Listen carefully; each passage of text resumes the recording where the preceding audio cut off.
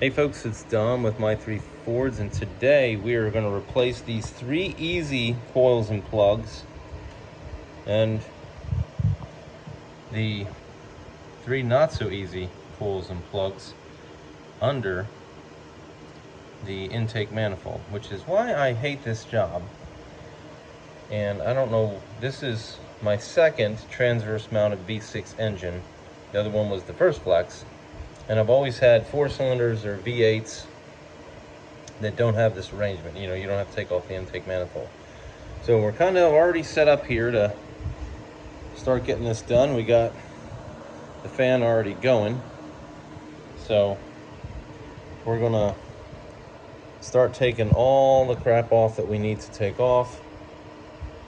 And I can't remember all of it, but I'll go through everything with you and then update you as I make progress. Okay, so just a little update. I got this line disconnected from here. It's easier to disconnect it from right there than it was from right here. I have this line disconnected from here, and also it runs down here into the airbox hose part.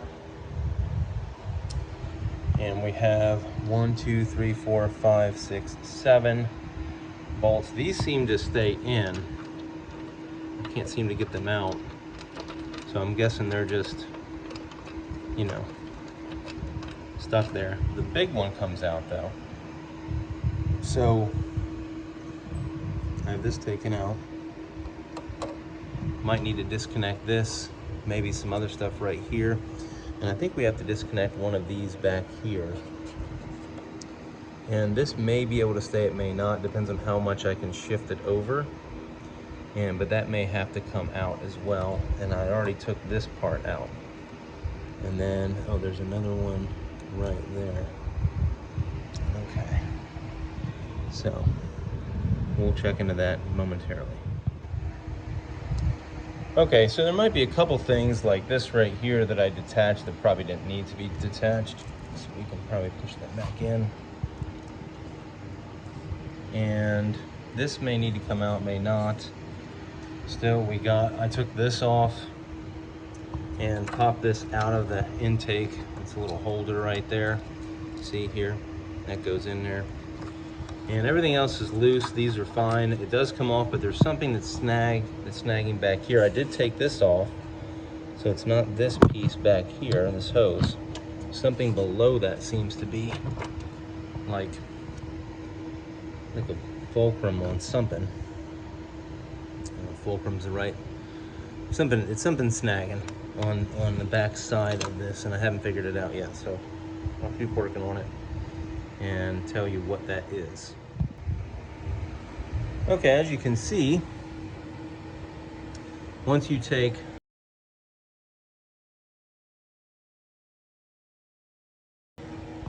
the screw out of that, which attaches to the bottom part of the intake manifold right there, it's probably just an extra support since most of the stuff is up here and then it overhangs so much, is what I would guess.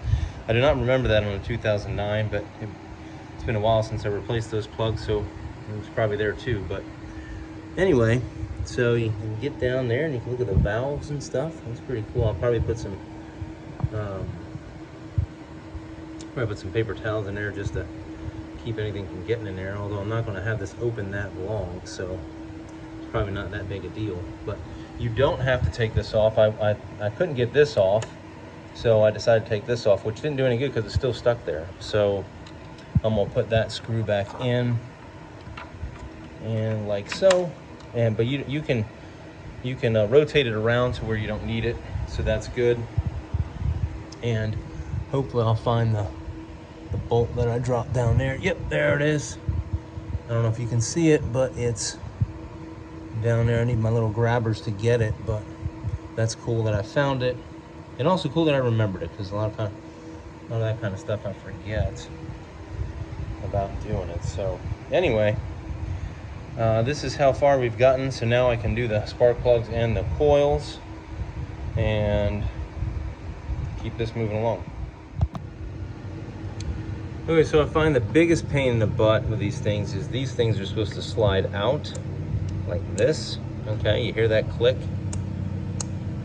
But they rarely come out without some other, more significant persuasion, some sort of lubricant or whatever.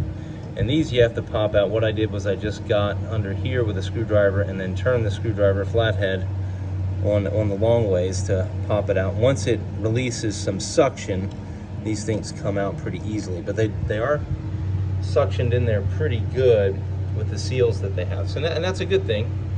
You don't want water getting in there, so I think that's good. So I'll get these things lubricated and try not to break them. That's my biggest thing, is trying not to break them. And anyway, we'll keep moving on. Okay, all of that stuff is out now. We got the plugs out, as you can see there.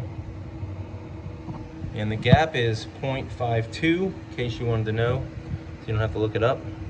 Seems to be pretty consistent through the years for naturally aspirated. One, if you have a turbo, it might be different. So just keep that in mind. But they came off pretty easy with a little bit of persuasion. I sprayed them down, but I think that wasn't necessary. I think I just kind of pushed them.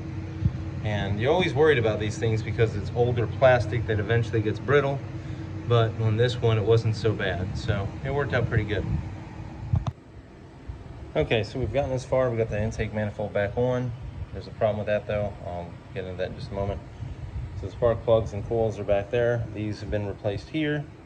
So that's good, but that bolt that's way down there, I dropped down there. No, so I might have to take off the intake manifold one more time. I haven't connected anything, so it should be pretty easy just taking the bolts off.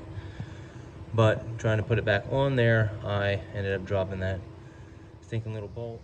Okay, so I did have to take the manifold back off. I did find the piece kind of further down there. I probably didn't have to take it off, but I really didn't have a good angle of sight. So everything is back on. Everything is attached right here, to right here, right here, right back here. This stuff is detached. This is screwed back on. That's been reattached right there. This is reattached. The only thing that's not, and this is reattached right here, that just clips on, is I figured I would clean the air filter. So I got the K&N kit and it's been washed and it's just sitting in the sun to dry, and then I'll re-oil it and install the rest there. And that's pretty much it for that. So if you like it. Okay, what you see here is the spark plugs, and they don't look too bad. Well, they've been dialed down quite a bit. I don't know if they're supposed to look quite that small. The little point there is just barely a point anymore. I didn't look at the new ones, so I just slapped them in there. It might be similar, but I bet they're a little bit bigger than that. These came out pretty good except for this one. See, this one ended up being stuck down there on the plug, so I thought it was just a seal, but it was actually the whole thing. Well, not the whole thing, but quite a bit of it. So was able to fish it out of there with the little grabbers and a screwdriver. So not a big deal, but and so the reason why I replaced these is it was 103,000 miles. I think I would say the spark plugs look pretty good, but they definitely have been worn down, I believe. And I think they're 100,000 mile spark plugs, so I think that was a good idea. And that I was taking these out anyway, so I figured I'd replace them. These were not cheap, but I didn't want to have to, go in there again at 150,000 miles. And so I just figured I'll replace these every time I replace the spark plugs, so every 100,000 miles. And the other thing about replacing stuff, maybe when you don't absolutely need to, but on a regular schedule, is, some of these bolts, if you've ever worked on old cars or old tractors or anything like that, some of them get pretty well stuck. So getting them, taken apart and put back together for regular maintenance stuff isn't a bad way to keep stuff, from getting too seized up, I think. So I think it's an additional benefit to doing, more regular maintenance on an actual regular plan. So anyways, just my thoughts. Hopefully, maybe you guys think the same, maybe not. Leave a comment if you're different. So if you like the video, hit the like button. I appreciate that. If you found it helpful, and if you wanted to subscribe, that'd be cool. You could see some more videos about the Ford Flex, my Ford Bronco, and the F-150 as well. So anyways, I appreciate you watching. Have a good day. Bye.